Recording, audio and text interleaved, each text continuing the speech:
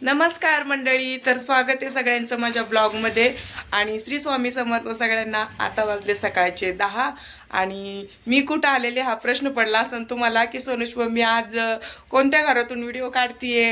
हे घर तर सोनूची मम्मीचं नाही आहे. तर मी आलेले बघा ताई माझ्या माहेरी. रात्री आलेलो आहे आम्ही, कारण की उद्या आम्हाला जायचं आहे वर्षश्राद्धाला. आणि माझ्या भावाला सुट्टी नसल्यामुळं तो मला काल रात्री ड्युटी करून घ्यायला आलेला होता बघा.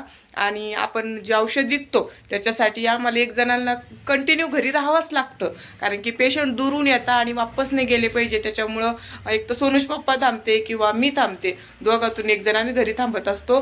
तर मी कशालाच नव्हते गेले, कारण की मी प्रेग्नेंट असल्यामुळं मला जायला जमलं नव्हतं आणि माझ्या बहिणीला पण जायला जमलेलं नव्हतं. तर माझी बहीण पण येते आज मालेगावहून. तर आम्ही आज रात्री म्हणजे 6 किंवा 7 वाजता इथून निघणार आहे आणि मग उद्या कार्यक्रमाला तिथं राहणार आहे. तर रात्री भाऊ आला, नंतर आम्ही इथं आलो.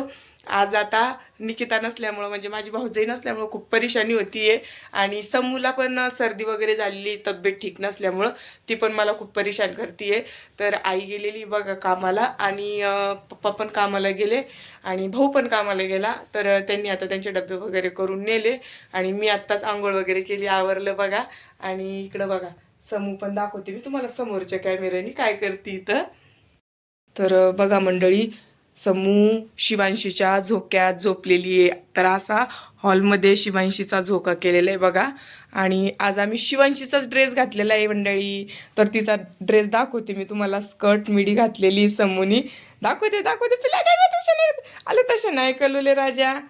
तर दाखवते. समू तसं नाही करू गुड गर्ल राणी तू. तर हे बघा अशी स्कर्ट मिडी समून घातलेली. वरती करून नाही दाखवू बेटा, तसं नाही करू राजा, तसे नाही करू. हे बघ कशी ऐकतच नाहीये आणि बिलकुल राहत नाहीये. हिला हिचंच घर लागतं बघा ताई. अशी परेशान करू राहिली मला. आत्ताच आंघोळ वगैरे घातली, तिचा छान मेकअप केला, म्हटलं तिला झोपवावं आणि मग बाकीचे जे कामं राहिलेले ते आवरावे, कारण की बहीण पण येणार आहे 1-1:30 वाजता. मग थोडंसं बसणं बोलणं होतं आणि परत संध्याकाळी तिकडं निघायचे. आणि भांडे वगैरे पण पडलेले, आई पण काम करून दमून येईल. तर म्हटलं तेवढे भांडे वगैरे घासून ठेवावे. आणि तर आज मी तुम्हाला माझ्या आईचं पूर्ण घर पण दाखवणार आहे ताई. तर समोर व्हिडिओ नक्की बघा. तर आईचं घर दाखवण्यासाठी सगळ्यात अगोदर मी सुरुवात करते श्री स्वामी समर्थ म्हणून, कारण की त्यांच्या देवघरापासून.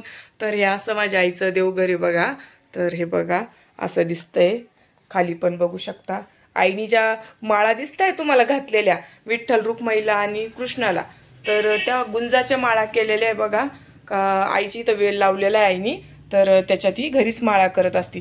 तर असं त्यांचं किचन आहे इकडं साईडला. त्यांचं इकडं फ्रीज आहे बघा. एवढं काही आवरलेलं नाही आहे, तर प्लीज कमेंट करू नका ताई, कारण की निकिता नाही आहे ना, ऐकून एकटिकून होत नाही. दोघींनी थोडं थोडं केलं की होऊन जातं. तर हे बघा इकडं त्यांचा असं किचन वाटा वगैरे आहे हे बघा. आणि इकडं त्यांचं रॅक आहे आणि पोटमाळावर बघा किती पसारा ठेवलेला आहे त्यांनी.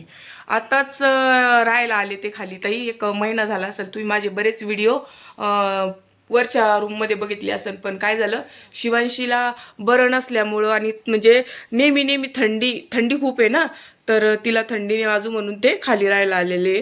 तर हे बघा हे त्यांचं कपाट आहे आणि या खुर्च्या आणि इथून असं बाहेर एंट्री आहे. तर इकडं वॉशरूम आहे हे बघा, टॉयलेट आणि बाथरूम. आणि इकडं हा हॉल आहे ज्याच्यात आत्ता मी व्हिडिओ काढून समू दाखवली तुम्हाला. तर हा त्यांचा हॉल आहे. तर इकडं बघा, इकडं जाऊ आता आपण. तर इकडं हे बघा निकिताची बेडरूम. तर अशी आहे निकिताची बेडरूम. निकिताच्या बेडरूममध्ये पण बघा किती पसारा ठेवलेला आहे त्यांनी.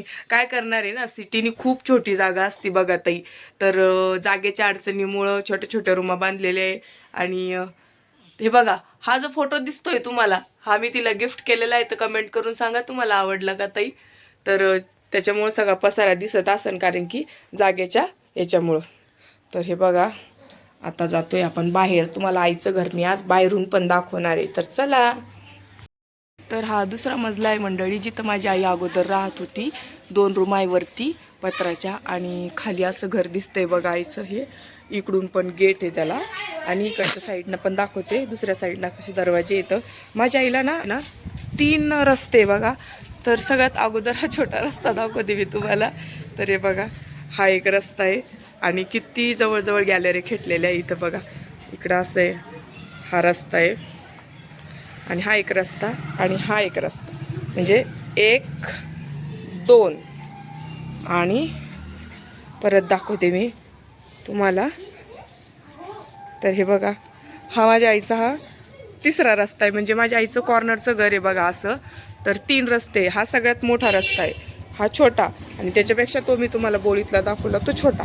तर असे 3 रस्ते आहे माझ्या आईचे. तर इकून पण दाखवते तुम्हाला कसं दिसतं आईचं घर. तर हे बघा असं दिसतंय. आणि या साईडनं आईचे 3 दरवाजे माझ्या.